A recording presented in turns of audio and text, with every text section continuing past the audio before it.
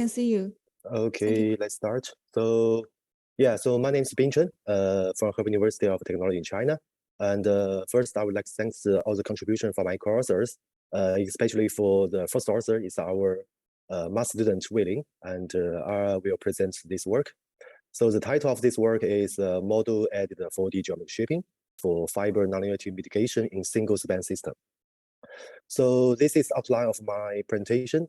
So first I will introduce the background and motivation, and then I will introduce the consider system model in our work in this paper. And later on, I will present the proposed for the AR added for the geometry shaping method. In the end, I will present the numerical simulation results, include the single span, single channel. The first case and second case is single span multi-channel, which using the WDM. And in the end, I will conclude my talk. So the first is the background. We know that now in the future, we need to support the high traffic throughput, and also the high capacity transmittage is required for the next generation coherent optical communication, especially for the 800G per nanometer per channel has attracted a lot of attention in both academia and industry.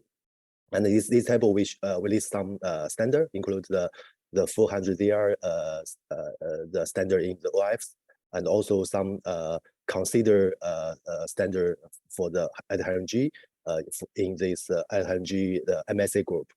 And for the prediction, the 800G will be deployed by the 2023 or 2024, around that time. And from the table, we can see that if we want to go to the high speed, we have two options for single mode fiber. One is high order modulation, one is high baud rate. So we should so due to the limit of the hardware, so high order modulation can reduce the requirement of the system symbol rate. In addition,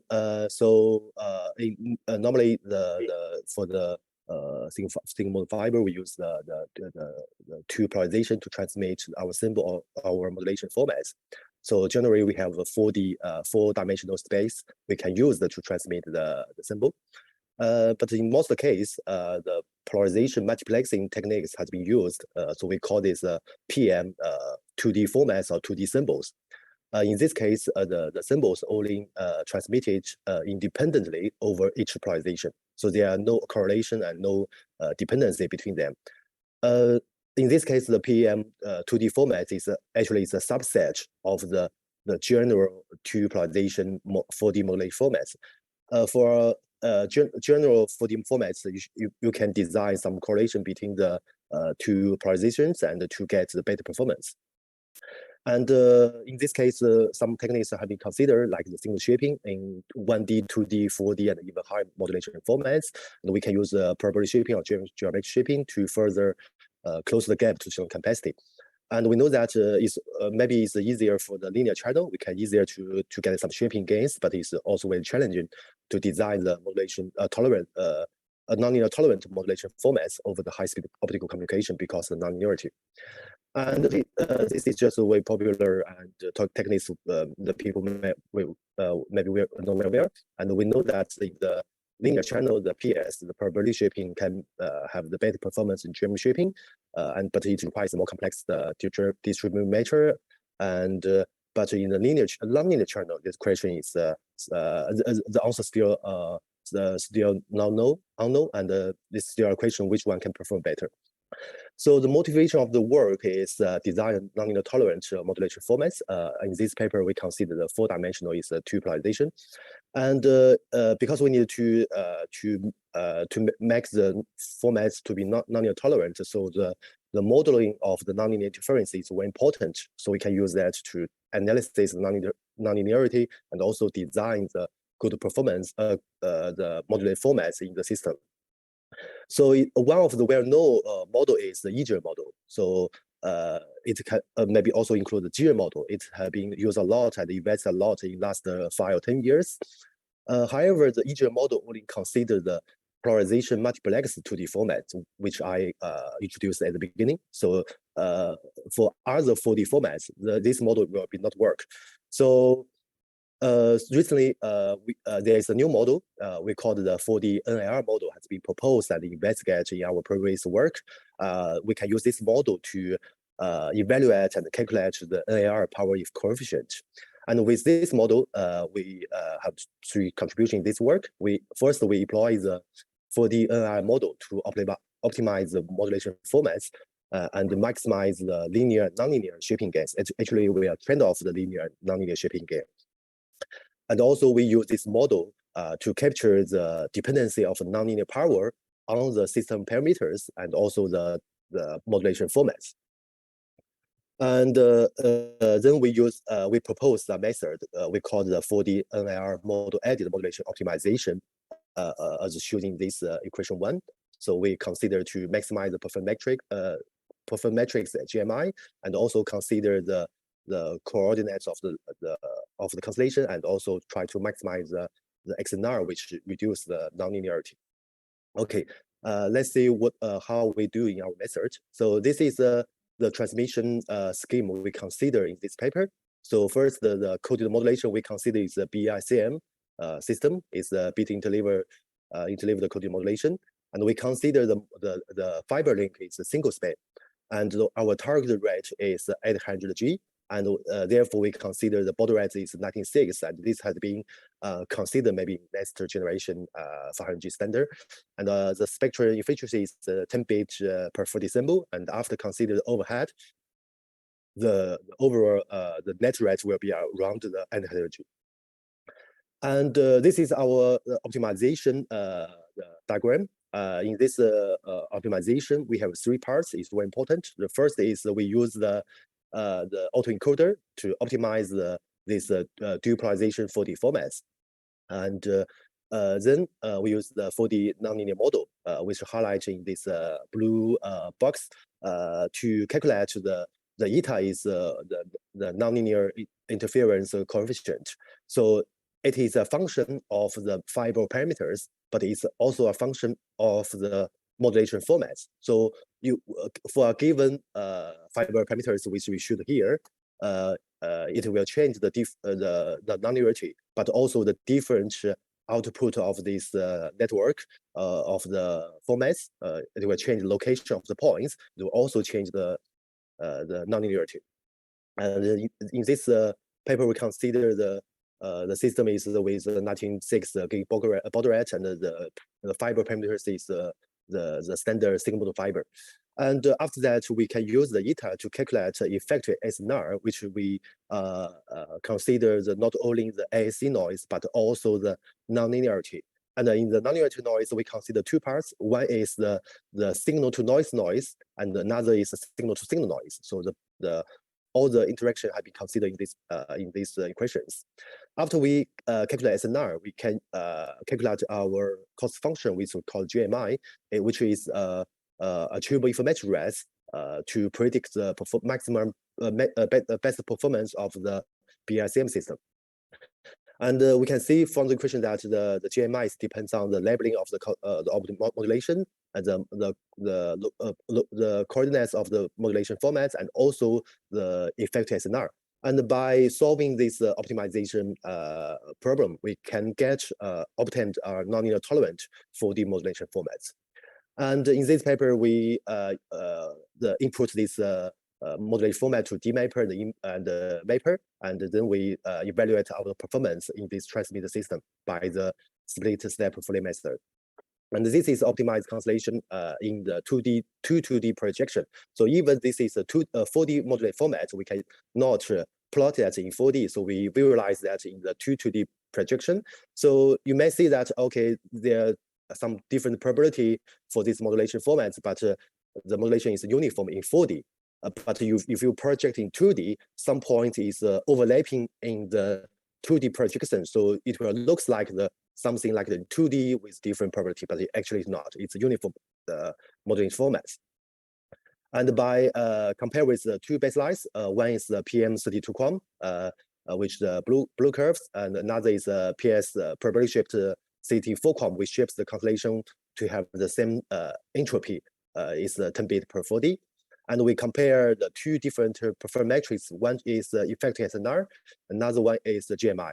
And by compare with the baseline, we have some observations. First, the red one is our proposed modulation formats that we call the NL nonlinear tolerant 4D formats. We can see that our proposed one can provide up to the half dB gains over the PS16 qualcomm in terms of the effective SNR, because we can reduce the nonlinear interference, and then we can achieve the high SNR gains. But if you go to the GMI, we can see that the PS and the GS, our 4D modulation formats, can provide almost same best performance as the optimum launch power. It's not surprised, because the PS have the better linear shaping gains. That's why the linear region, the green one, is better. But if you go to the high nonlinearity, the red one will perform better than the PS, and also much better than the regular qualcomm. So, but this is a single channel case. And we know that for WDM channel, the nonlinear interference will be larger. So then we go to the 5 WDM channel, and then we can see that compared to if you look at the PS and the regular qualcomm, the PS can perform even much worse than the regular qualcomm constellation, and the red one is our proposed one. So our proposed nonlinear tolerant 4D formats can provide some gains, 4 kilometers better than regular 32 qualcomm, and 8 kilometers better than the PS. And actually, it's very easy to understand why the PS provide worse performance. So here we show the launch power versus the effective SNR. So we can see that actually the PS, the effective SNR of the PS have the much larger penalty than the regular qualcomm and the 4D formats. The 1.5 dB penalty makes the linear shaping gain of the PS disappeared. So that's why it perform worse than another two.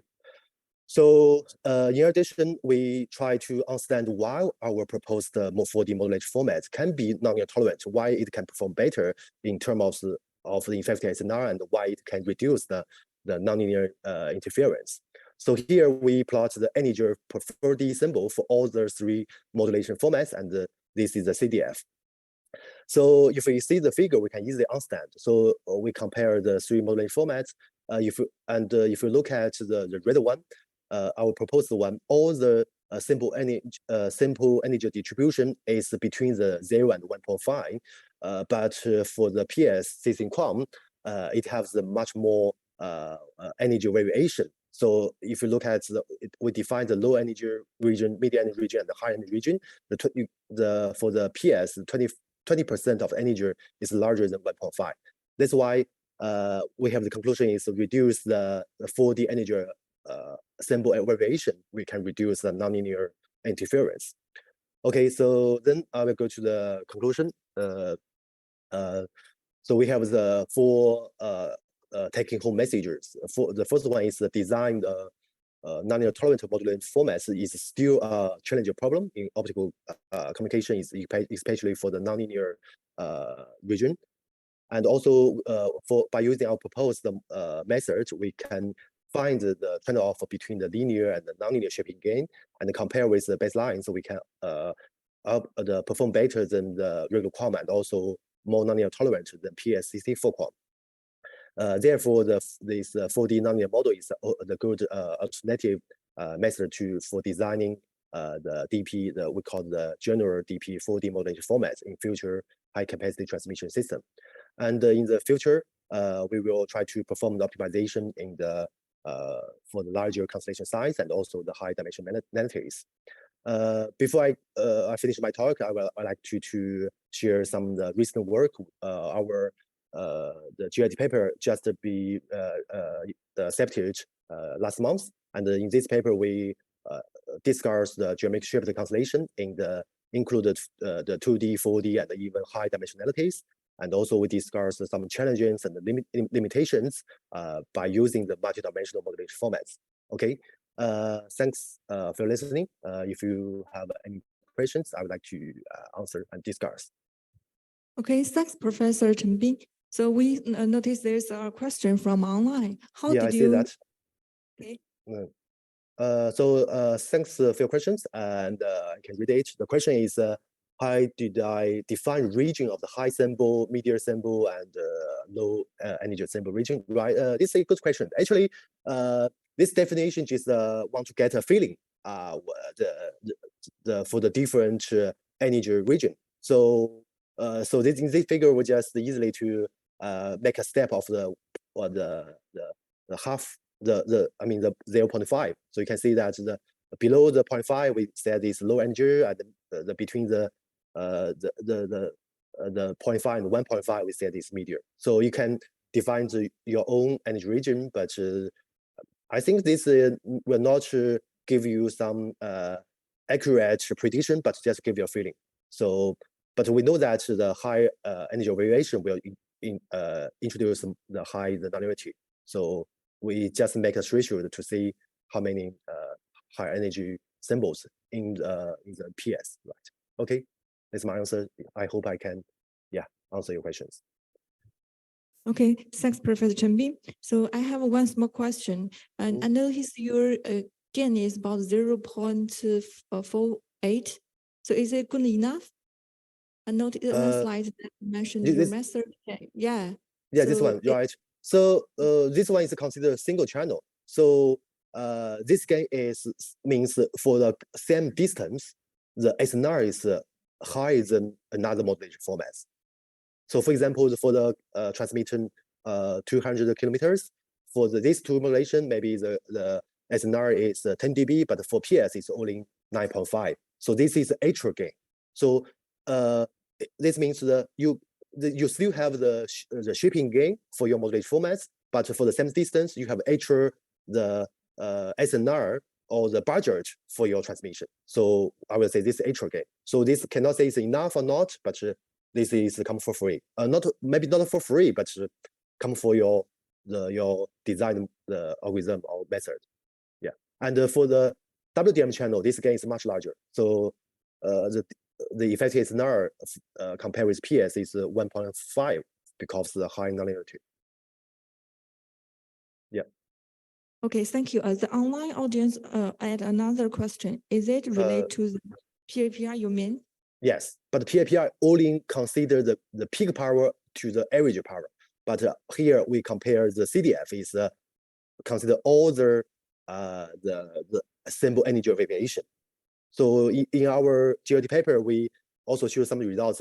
If some modulation formats have the high PAPR, maybe it has the high nonlinearity, but some have the low PAPR, maybe not good, and than other modulation formats with high PAPR, because the PAPR is only a performance metric to measure the peak power over average power. So this is my answer.